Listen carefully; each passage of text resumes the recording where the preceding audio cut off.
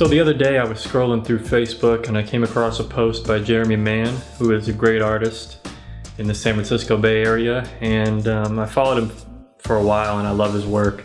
And he posted a photo of a painting that he did, a really nice painting, but the description was pretty interesting. It said stolen painting, and he talked about how he recently, I guess within the last year, he put 9 paintings over in a gallery in Italy, and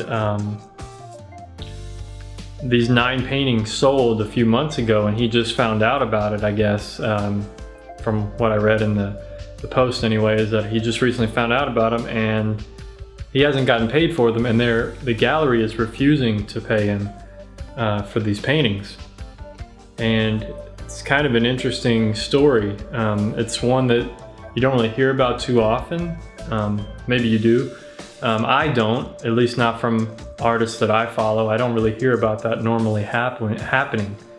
But it does happen. Galleries, either they can go out of business, things happen, they don't end up paying the artist, which is a shame because the galleries wouldn't really be in business without the artist.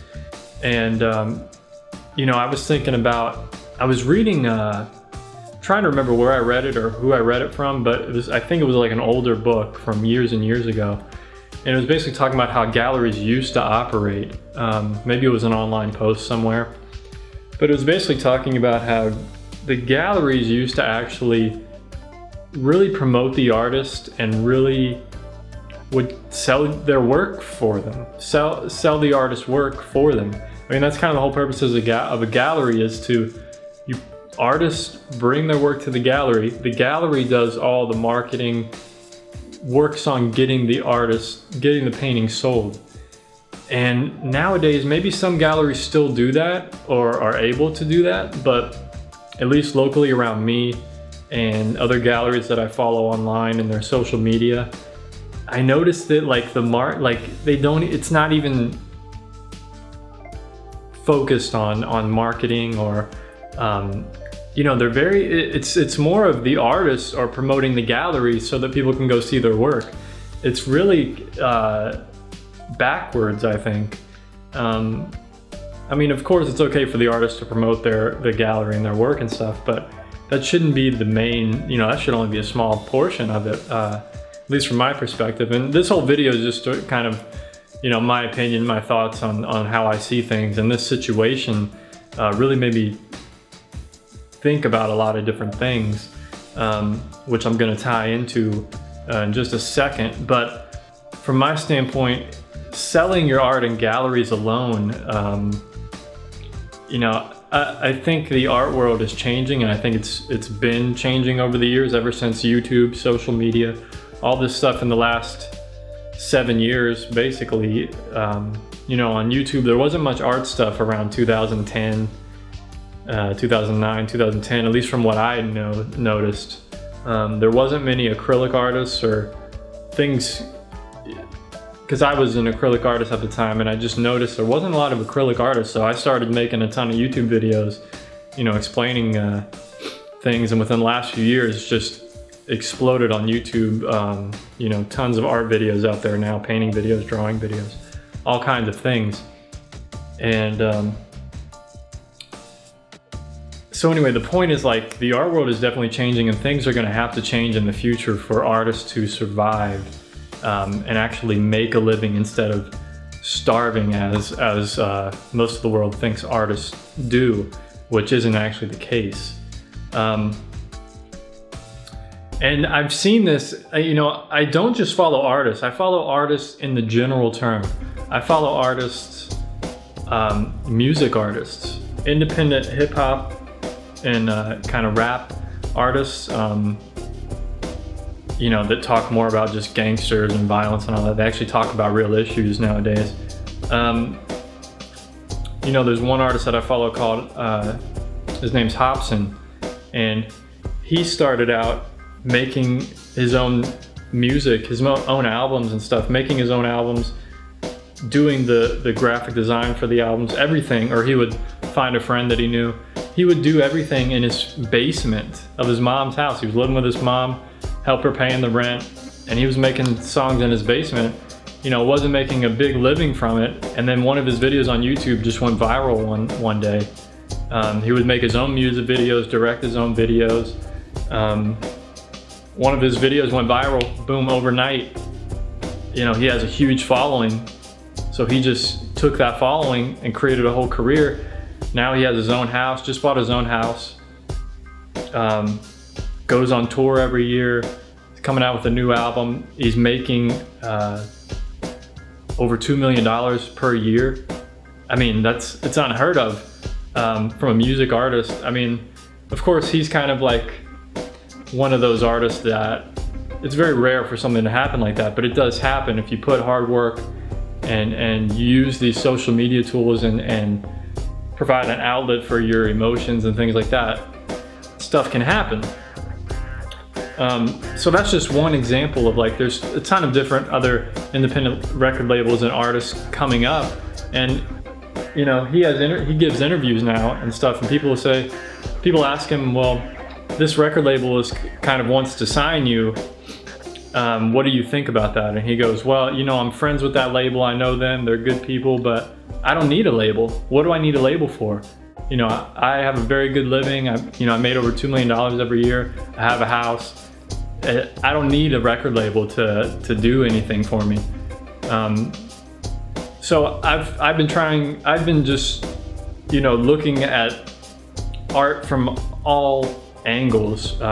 You know, art, painters versus to galleries, as, you know, independent music artists to record labels. It's kind of the same thing when you think about it. Music is a little bit different, but we use the same tools. We use Facebook, social media, YouTube, Instagram, all these things to sell music or sell art, or, you know, promote art, promote certain things. So another example I have happening right now, it's March 2017, just in case anybody watching this in the future.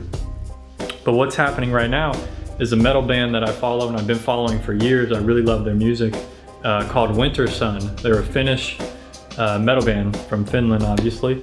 And the main guy that makes most of the music, he's kind of a really perfectionist, and he wants really high quality for his music, which, you know, I can understand that, wanting high quality for my art. And so he put out his first album in like 2006 or something. The next album didn't get released till the end of 2012, but he had already written all the music for it by like 2008. So it took him years and years to make this album and have the resources, because his record label couldn't give him the resources that he needed. You know, it's kind of an interesting situation. So he was working you know, he had a job at the post office, but he's in a major metal band that has tons of fans all over the world. And this guy is in a major band, the leader of the band, you know, guitarist, unbelievable musician. He's working at the post office. You know what I mean? I don't think he is anymore, but he used to, alongside creating his music. Well, what's happening now is he was fighting for years to try to get out of this record deal, because he signed with this record label, Nuclear Blast, and he has to give them certain number of albums before the deal is over, before he can get out of the contract. Which is kind of a catch-22, because he can't make the albums he wants to at the quality he wants to, so he can't get out of the contract because he can't make albums that he wants. And he didn't want to compromise. So he was trying to find, you know, people were saying, you know, I'll just donate money to you. All of the fans were like, look, we'll donate you money and get the resources you need and finish the album, because we want the music. We've been waiting for years and years. Well, they finally debated with their record label and came to some kind of deal that they haven't really publicized the deal, but they're able to do crowdfunding this month. So for the whole month, they have a goal of 250,000 euros, so that they can put part of that money toward building their own studio, so that they can, in the future, put out albums faster. The funny thing is, they exceeded the goal in the first 24 hours. It's unbelievable. Or I think they were asking for 150,000 euros, and they're almost at 300,000 euros right now. So they've almost doubled the goal in the entire month, but they reached the goal in the first 24 hours. So it's really crazy, and it just shows the power that social media has. And as long as you have fans and a following, you know, and have supporters out there, there's a way to make money. You don't need a record label, you don't need a gallery. Not saying that they're inherently bad or that it's bad to be in a gallery. I was just in 2 different juried shows, which I won.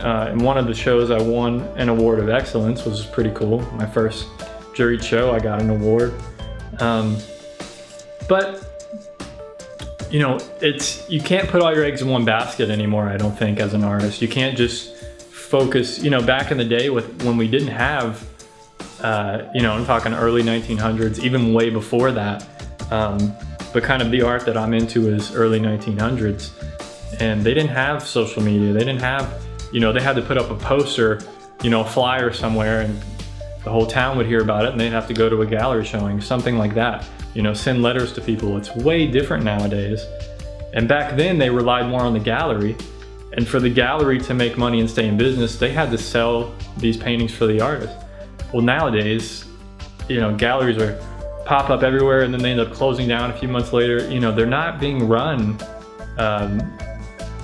You know, it's really a sad thing to hear, but you know, I feel like you're only really going to survive in a gallery, I think, if you're like a really top artist that's known worldwide. That it doesn't matter, you know, you have a name brand. It doesn't matter how much this little painting costs. It's going to get sold.